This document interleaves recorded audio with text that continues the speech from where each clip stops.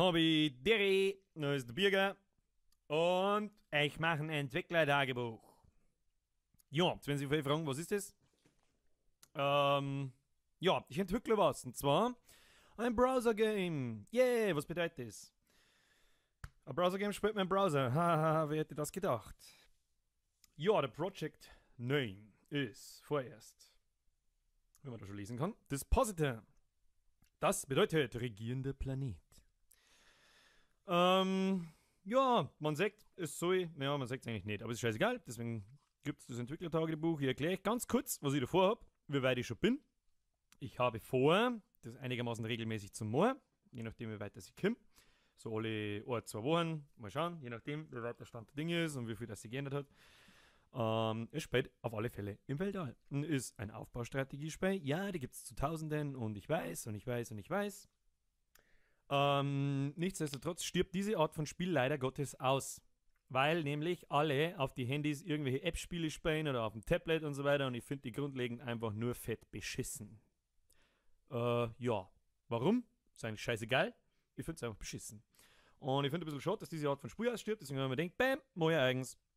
Ja, und jetzt halt mal in der Folge 1, ja, ist Folge 1, stelle einfach mal ganz kurz vor, was meine Grundidee ist. Es ist nicht so, dass ich das zum ersten Mal mache. Wir haben ja vor 6 Jahren haben wir schon mal damit angefangen. Da wollte ich mir das Programmieren ein bisschen lernen. Ich bin eigentlich Mediengestalter und das hat nicht recht viel mit Programmieren zum tun. Aber Programmierung ist mir einfach sehr hilfreich in der ganzen Geschichte, beruflich und so weiter und so fort. Und so wollte ich mir das lernen. Ich habe mir gedacht, was interessiert mich? Ja, Spiele, Zocken, tue ich eigentlich meiner Freizeit hauptsächlich oder relativ viel. Und dann macht das Ganze auch noch ein bisschen Spaß. Passt. Und jetzt habe ich mir gedacht, machen wir das einfach nochmal, weil damals hat das war zwar fast fertig und das haben 1000 Leute gespielt, aber die Leute, die da drüber gearbeitet haben einfach auseinandergegangen und das hat dann nicht ganz hingehauen. Und ich finde es einfach ein bisschen schade. Seit einem Jahr rede ich mir das ein, das war eigentlich ganz geil und es ist so schade. Ja, fange ich einfach selber an. Ja, dann fangen wir doch direkt einmal an. Wir waren mal beim Aufbaustrategiespiel. Folgendermaßen schaut es jetzt schon einmal aus. Das ist die Einstiegsseiten. Wow, Grafik gleich 0. Die ganze Spielerei, die das Ganze haben wird, wo sich ja das ganze Spiel dann im Endeffekt darauf aufbaut, was in meinen Augen schon mal komplett was anderes ist, wie fast alle anderen Sachen, die ich kenne, machen, wie Beispiel O-Game oder Travian oder weiß der Geier, was ich sehe. Wenn ich irgendwo hinklicke, öffnen sich keine neuen Fenster, sondern so eine Art Pop-Up, die man anziehen kann, man kann sich damit, die kann man spielen, was das elementar fürs Spiel später bedeutet. Das seht ihr jetzt dann gleich, weil man sieht da dann schon einiges, wenn man sich eingeloggt hat, auch mit Grafik und so. Das schaut natürlich später nicht so aus. Wir haben ja da noch voll in den Kinderschuhen und so weiter und so fort. Und wo es dann zum Alpha- und Beta-Test geht, ich mag jetzt keinen Zeitraum nennen, weil sonst habe ich wieder Zeitdruck und dann habe ich keinen Bock mehr. Das stelle ich dann natürlich vor und das darf mich freuen, wenn dann da mal so 3, 4, 5 Leute da umeinander probieren. Ja, locken wir uns doch einfach einmal ein. Flop. So, das ist einmal die Eingangsseiten. Später haben da natürlich News, wo jetzt noch Dinge folgen steht, das wo auf der Eingangsseite nachgestanden ist. Scheißegal, man sagt da einen Header, den erkläre ich gleich, was das so bedeutet, so grundlegend zumindest, oder wo ich hin möchte später, wenn es dann die erste Grundversion einmal fertig ist, bevor wir total eskalieren. Es geht folgendermaßen erst einmal darum. Es ist eine Aufbaustrategie, es spielt im Weltall. Nicht so wie woanders, dass du hast da Karten, ein Stück normale, was nichts anderes ist wie ein Koordinatensystem und bla bla bla, das ist ja schön und recht und es ist ein Standard und es ist ja cool und so weiter. Du gründest eine Kolonie, jeder Spieler startet mit einer Kolonie und die gilt es erstmal auszubauen, aufzubauen, sich mit anderen Spielern zusammenzutun, andere Spieler angreifen, denen Rohstoffe klauen, denen die Truppen zusammenhauen und so weiter und so fort. Schauen wir uns da mal unsere Kolonie an. So wird das ausschauen. Ja, dem einen oder den anderen werden diese Gebäude vielleicht bekannt vorkommen. Ja, sie sind aus StarCraft 2. Ignoriert einmal das noch ein bisschen vollkommen. Die Häusl werden natürlich später selber gezeichnet und selber gestaltet, sage ich einmal. Ich nehme die momentan nur als Platzhalter her, damit ich mir einigermaßen was vorstellen kann, wie das später ausschauen kann. So, das ist unsere Startkolonie. Schauen wir uns mal kurz Karten an. Ist bei uns auch nichts anderes im ersten Moment als ein Stück normale 2D-Karten. Flabbeli, flabbeli, flupp. Ganz toll, ja, ein absoluter Standard.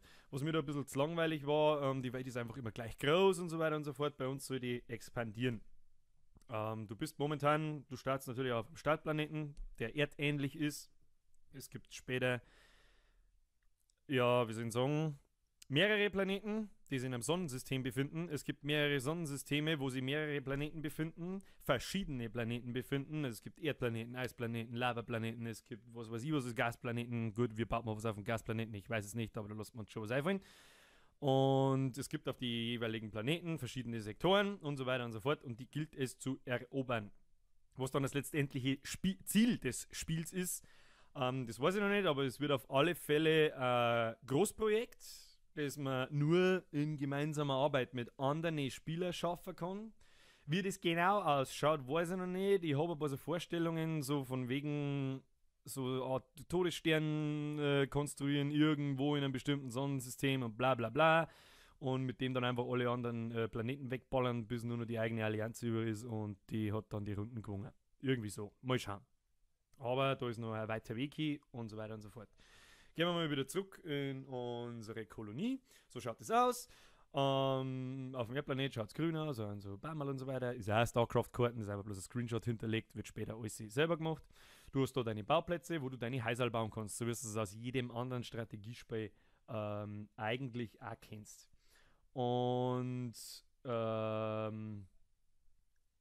ich laber schon wieder 6 Minuten, muss ich mir ein bisschen schicken, weil sonst in 10 Minuten wollte ich eigentlich fertig sein, um die Grundidee vorzustellen. Wie in jedem Aufbaustrategiespiel geht es eigentlich nur immer um Rohstoffe. Im Prinzip wie in der echten Welt geht es nur um Kohle. Es gibt 3 Grundrohstoffe, das ist Titan, Fermium und Radon. Das ist ein Feststoff, ein flüssiger Stoff und ein Gasstoff. Und ein Dian-Rohstoff, der nennt sich Lexium. Wer mich kennt, haha. Und dann haben wir da hinten noch Energie und Munition, was dann für Gebäude zählt. Das ist der Stromverbrauch, den deine Gebäude pro Stufe verbrauchen. Das musst du halt ausbauen und koordinieren, damit da nichts kaputt geht. Genauso wie es zum Beispiel in Command & Conquer ist, dass du da Energieversorgung brauchst für bestimmte Häuser und so weiter, sonst funktioniert einfach nichts mehr. Und Waffen und Munition haben dafür gedacht, die deine Truppen aufbrauchen, damit du einfach eine Begrenzung hast, wie groß deine Armee sein kann. Und du kannst natürlich dann Kraftwerke ausbauen, kriegst mehr Strom, oder du baust Waffenfabriken aus, kriegst die Möglichkeit, mehr Waffen und Munition zur Verfügung zu stellen, kannst mehr Truppen bauen und. So, das ist noch ziemlich Standard. Das findet man in jedem anderen Browser-Game und das ist erstmal die Grundlage, die ich eigentlich erst einmal erzeugen möchte, bevor es dann an die Besonderheiten geht. Das, was aber in meinen Augen jetzt schon eine kleine Besonderheit ist, was zum Beispiel in einem O-Game oder in Travian und so weiter nicht siehst, ist vorher, wie es man im Login-Fenster gesehen hat, diese Pop-Up-Geschichten. Und zwar kann ich jetzt einfach da mal hergehen, Flop, und ich drücke aufs Hauptquartier. Da geht der Pop-Up auf, so wie es beim Login auch war. Das kann ich rumziehen. Und da finde ich dann alles Nötige, was man jetzt mit dem Gebäude ansteigen kann drin. Ich meine, das Hauptquartier kann jetzt noch nicht viel, kann später dann viel mehr. Das tut momentan beispielhaft jetzt die Baukosten, vollkommener Schwachsinn, überhaupt nichts mit den Baukosten tut, mit den Gebäudebauzeiten, die wie heißt es so zum Bauen brauchen, reduzieren um 20%. Dann gehe ich da auf Ausbau, ich habe das momentan bei mir jetzt auf Stufe 10. Dann kann ich das jetzt zum Beispiel ausbauen, das werden wir jetzt dann auch gleich. Da sehe ich, was mit das kostet, an Rohstoffe und so weiter, wie lange das dauert, und da steht jetzt 10 Minuten 34. Und das ist jetzt das eigenständige, das gibt es auch in jedem anderen Browser-Game, aber jetzt für die noch nicht so ganz wissen, hey, was soll das da und was kann das und was tut das, alles funktioniert in Echtzeit. Wenn da 10 Minuten 34 steht, dass es dauert, dann dauert das auf 10 Minuten 34. Scheißegal, ob du eingeloggt bist oder nicht, wenn ich jetzt da hergehe und drücke auf Ausbauen, macht's flupp. Da gibt es ein bisschen so eine bewegte Grafik und ein Timer läuft oben. Das machen wir dazu. Und in 10 Minuten 30 ist es fertig und stellt sich selbstständig dann auf Stufe 10 und er bringt da halt dann mehr. Das ist von Gebäude zu Gebäude unterschiedlich. Jedes Gebäude kann natürlich was anderes. Machen wir zum Beispiel mal das Lager auf. Blub. Dann sehe ich, wie viel Titan das ich habe, wie viel Fermium, wie viel Radon und wie viel das maximal reingeht. 1300 geht zum Beispiel in Titan rein und momentan besitze ich 1048. Das heißt, da ist noch Luft nach oben, da passt noch ein bisschen was rein. Und die Rohstoffe generieren sie ebenfalls live von selber, auch wenn du nicht eingeloggt bist, auch über Nacht und so weiter und so fort. Machen wir das einmal zu, gehen wir in den Rohstoffabbau-Ding rein und da merkt man jetzt dann gleich einmal, was mit den Pop-Ups gemeint ist. Und was so meine eigenständige Idee ist, vermute ich zumindest. Mit Sicherheit gibt es schon wieder irgendwelche anderen Spiele, die das genauso machen oder ähnlich, aber ich finde das einfach eine tolle Sache und wunderschön. Ich kann beides gleichzeitig öffnen, ohne dass ich da irgendwie eine Seiten reinlade oder sonst irgendwas. Das heißt, ich habe auf der anderen Seite habe ich mein Lager, das habe ich immer im Auge und kann da irgendwas anstellen. Im Lager kann ich jetzt nicht recht viel anstellen, aber zum Beispiel im Rohstoffextraktor kann ich viel anstellen. Mein Rohstoffextraktor ist momentan auf Stufe 12. Die Stufe 12 stellt mir 120 Harvester, das heißt Rohstoffsammler zur Verfügung, und die kann ich verteilen, wie ich will. Das heißt, ich kann zum Beispiel 33 Stück in Titan einstecken, das heißt, die produzieren mir 396 Rohstoffe in der Stunde.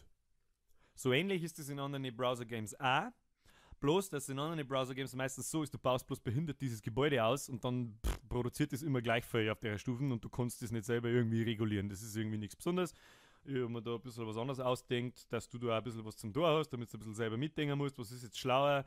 Ja, sagen wir mal zum Beispiel, mein Radon-Lager ist fast voll und mein Stahllager oder Titanlager ist fast leer, dann schiebe ich die Arbeiter oder die Harvester vom Radon ins Titan rein, produziere ich mehr Titan in der Stunde und wird es schneller voll. Hast quasi öfter was zum Tor und du sitzt bloß dumm davor und schaust irgendwelche Zahlen an. Zu dieser Rohstoffgenerierung, die generiert sich genauso live.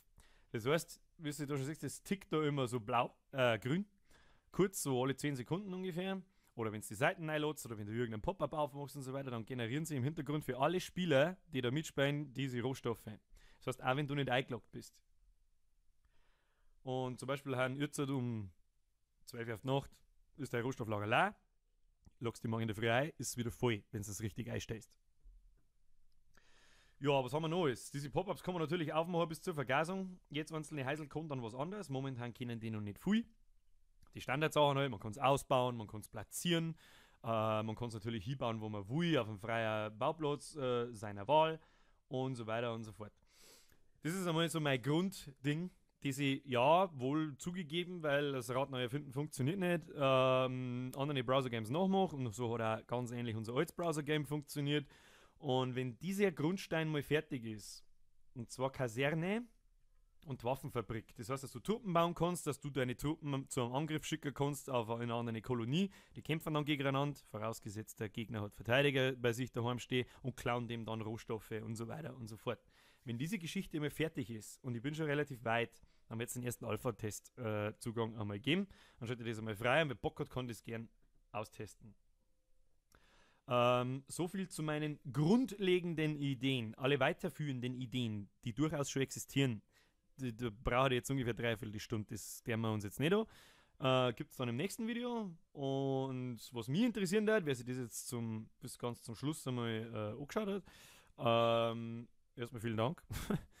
Und ja, da hat mich interessieren, was haltet ihr davon? Darf ihr so ein Ding spielen? Es funktioniert ganz normal in einem Browser. Ich mache das jetzt gerade Tests selber beim Google Chrome.